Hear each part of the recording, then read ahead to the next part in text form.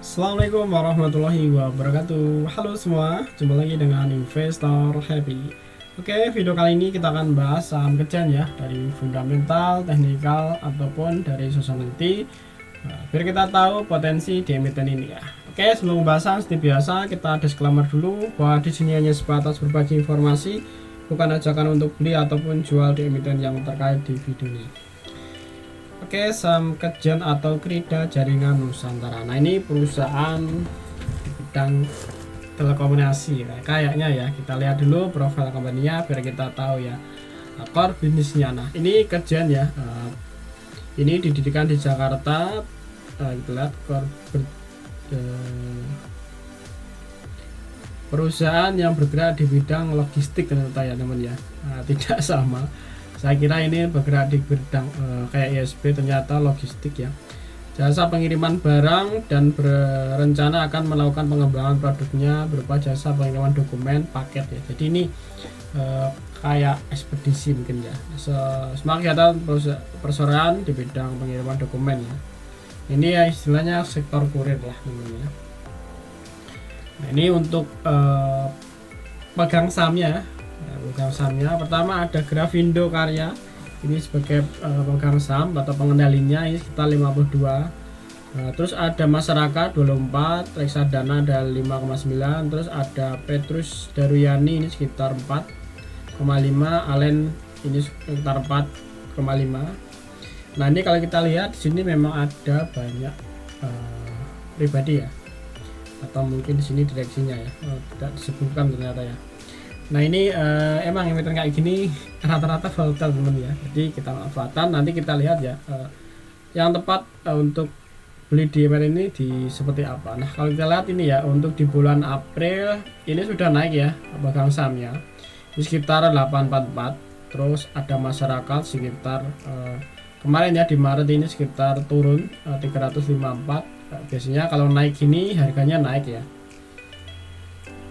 naik. Setelah turun ini biasanya turun. Nah, kalau kita lihat pola di sini memang idealnya nunggu waktu ini turun dulu ya, berkurang dulu. Setelah itu ketika dia sudah benar-benar turun sideways baru kita akumulasi. Nah, chart ya nanti akan kita samakan dengan chart ya, apakah sama, karena kita lihat di bulan Maret ya ini turun benar ya, ini masih Maret di arah sini turun ya, terus di bulan April naik tinggi.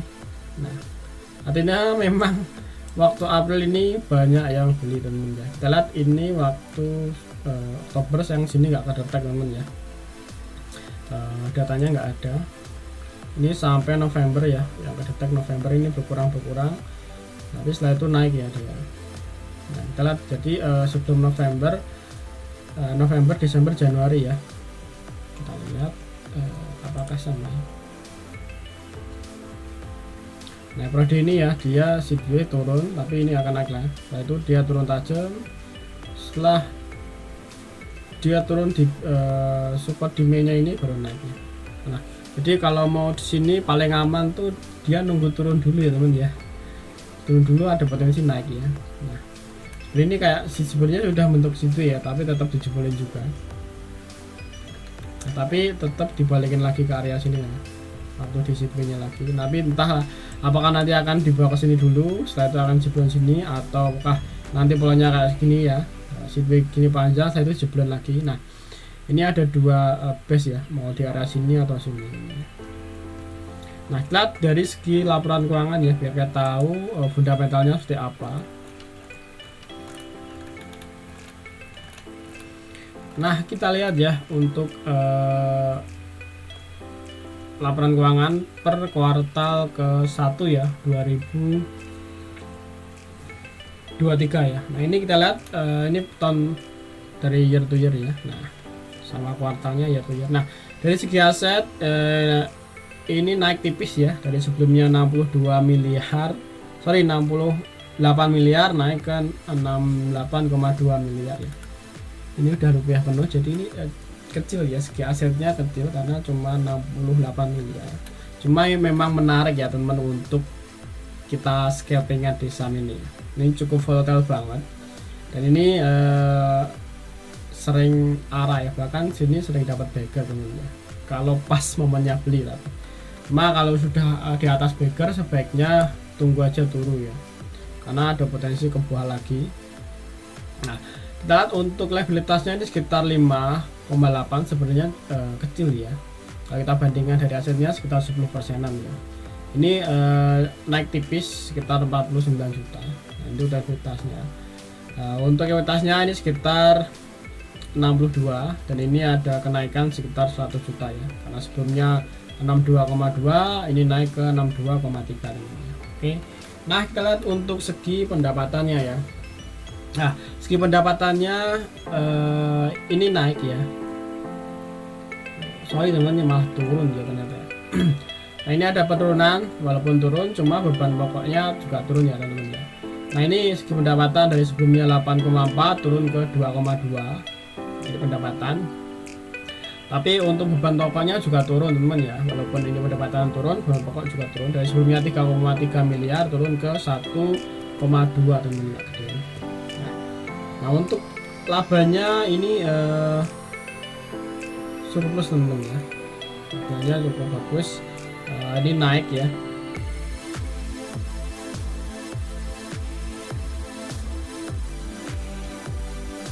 naik, labanya naik dari sebelumnya 9,4 teman-teman ya, min 94 juta naik jadi 88 juta. Sebenarnya ada perbaikan kinerja ini dari segi labanya teman-teman. Nah, untuk IPS nya juga naik dari sebelumnya 0,19 naik ke 0,18, ada 100% ya, sekitar 100% kenaikan dari segi IPS nya teman-teman. Untuk labanya juga sama. Nah, ini untuk cash flow dari operasional masih jelek ya, ini ada minus sekitar 372. Kita lihat secara year to year ini sebenarnya dulu positif ya, sekitar 752 juta ini, tapi sekarang jadi minus 372. Oke, secara fundamentalnya seperti itu, biasa-biasa aja sebenarnya ya. Cuma ini kalau kita lihat dari segi volatilnya cukup menarik ini. Nah, oke, kita lihat untuk seasonality biar kita tahu bulan mana yang paling bagus. Nah, kalau kita lihat selama hampir 4 tahun ini yang paling bagus di bulan September teman-teman ya. Ini selalu naik di bulan September, bahkan ini sampai 254% ya. Ini di tahun September. Untuk di bulan Juni ini sekitar 33, cuma di tahun yang lalu itu menaik sampai 72. Nah, Mei ini 25. Nanti kita lihat ya apakah seperti itu. Nah, ini yang paling bagus di bulan September, jadi nanti bisa dicatat aja atau dikasih note nanti di September. Kalau harganya murah ya pantau aja teman ya, mungkin peaknya atau turunnya nanti mungkin di bulan Agustus mulai turun mungkin ya, dan mulai naiknya tuh dari bulan itu mungkin ya. Nah, oke, dari seasonality yang paling bagus di bulan September, jadi dikasih note aja mungkin teman untuk pantauan di bulan September. Nah, kita lihat ya untuk harga sekarang tuh close di sekitar 186 ya, ini pernah turunnya. Kalau kita lihat dari hacknya sini ya, hacknya sini ke sini tuh hampir 72% ya teman ya, 75 lah ini penurunan. Ini rata-rata polanya sama ya, ini terus turun ya.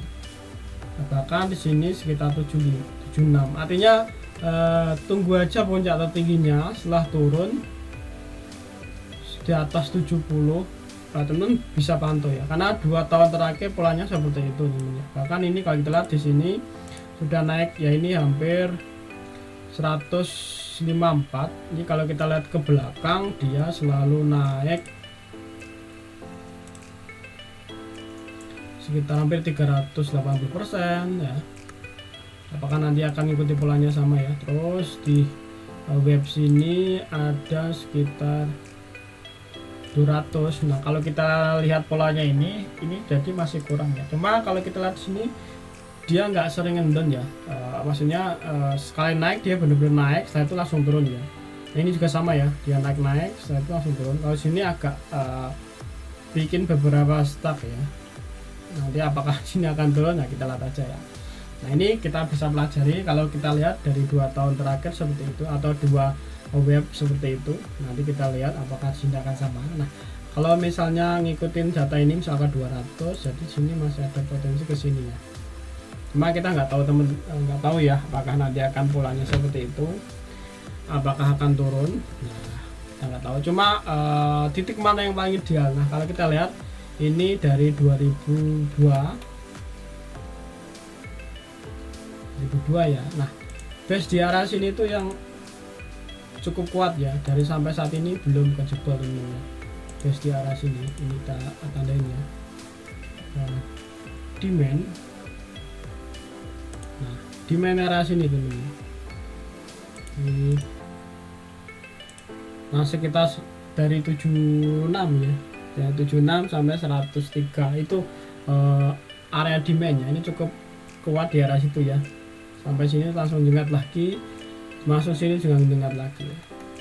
Nanti akan kelihatan teman ya, kelihatan dari akumulasinya kelihatan kok. Nah, tinggal seperti itu ya. Untuk yang mau mantau ya silakan aja. Untuk yang mungkin lagi posisi kedinginan di atas, semoga segera terjemput teman ya.